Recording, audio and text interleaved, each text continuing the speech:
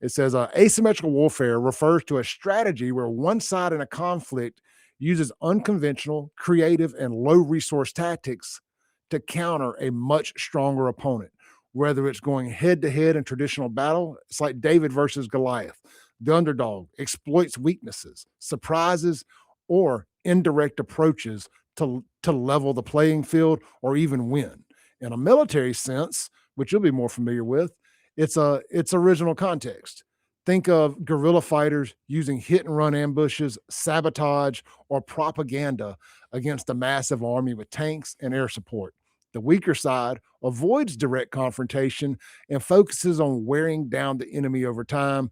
Stuff like the Viet Cong versus the US or insurgents in Afghanistan using IEDs and local knowledge. Now, applying this to my culture, right? Mm-hmm. It's like, and I'm just reading you what Grok said back to me.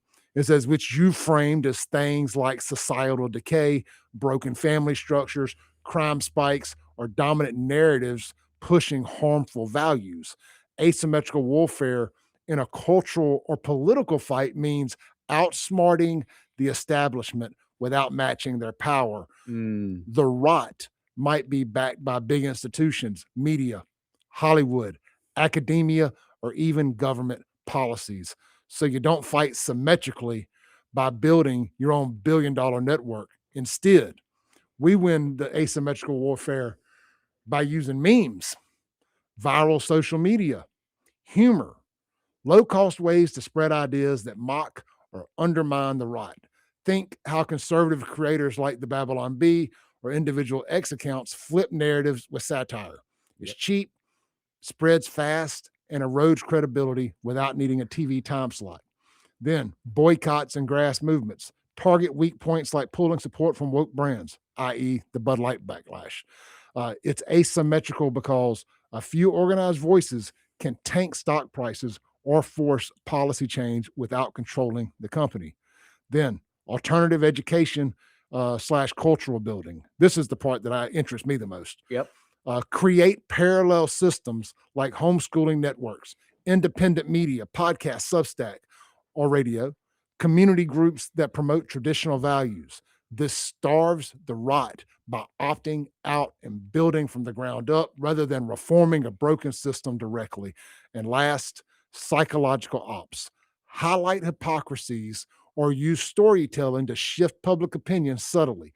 For example, sharing real stories of culture rot victims like families hit by crime in Jackson to counter the feel-good mainstream spins. Guys, that is how you use asymmetrical warfare to fight back against this left-wing, mainstream, Democrat right. Yep, you do. And it's really interesting there because when you sit back and you were building podcasts, building groups and stuff like that, when the left in America had the mainstream media, they had all the tools. They're still doing that unconventional asymmetrical, right? Because they knew back in 2012, 2014, 2016 that they would eventually start losing the mainstream media. They just did. And now you see they have podcasts that are out there. They've got they got Twitch, they've got TikTok. And that's not to say that conservatives don't, but it's still on TikTok. We live under the thumb of the censorship. Yes. The left gets to say any and everything they want. If you use any of the right-wing buzzwords that can be construed even ever so slightly as anti-LGBTQ, LMNOP, BLM, dude, I'm telling you this from somebody who has got 99,000 plus TikTok followers. The stuff that does the best on my platform is also the stuff that gets me zapped. Yep. Every time. It's talking out against the culture right that gets me zapped every time. Dude, I can't even get on there and be pro LGBTQ without my account getting zapped. It's horrible. Not that I would, but I'm just saying I have tinkered with it and tried little experiments, and my videos get taken down. At least you don't lose your account and just gets banned. Well, I have before. I'm on my second account. I would have 250,000 followers on TikTok by now if I didn't have to start over from scratch. You know what the number one news source for people under the age of 27 is? TikTok. TikTok. And they've conservative movement ban there. And the thing, what happens, Clay, is these people grow up in their utopian TikTok world, and all of a sudden they hit about 25, 26, and they're like, this stuff that we were being told on TikTok isn't real. And, I sit there and just laugh at the people who sit there and use that as their news source. I'm like, they're idiots, and they are. But when they come back, I'm like, how don't see their A, some motives, or B, puts their thumb on the liberal left in there. It's just going to be a tough place to compete in the marketplace of ideas. Yeah, that's why we have to use the tools that work, but we can't tap out on TikTok. No. We can't tap out on Instagram and Facebook. I live stream off Facebook, but I can't afford to get in trouble because I just know that the things that we talk about, like what we're talking about today, these are things that the Facebook AI will hear, will read, and will zap because of, and it's just too valuable of a tool to get zapped over a couple thousand people watching on Facebook to a live stream, which they can move over to YouTube. But sometimes you have to, it's a chess game. Sometimes you got to move your pieces around on the board a little bit to stay ahead. But people have asked me all the time, and I fought the TikTok battle to keep TikTok from being banned and all these things. Well, twofold. A, I make good money on TikTok. And so I'm always going to look out for number one.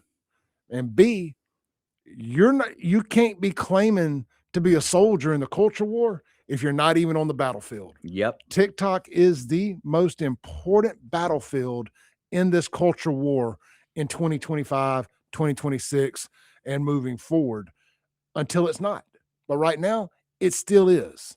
It still is. And if you are just like, but China, shut up. Shut up. Start spreading your message. If you can stream together a conscious thought and get on TikTok and make a 30-second video talking to the youth, getting out there, penetrating the blue wall. Yep. And that's what Charlie Kirk and them did.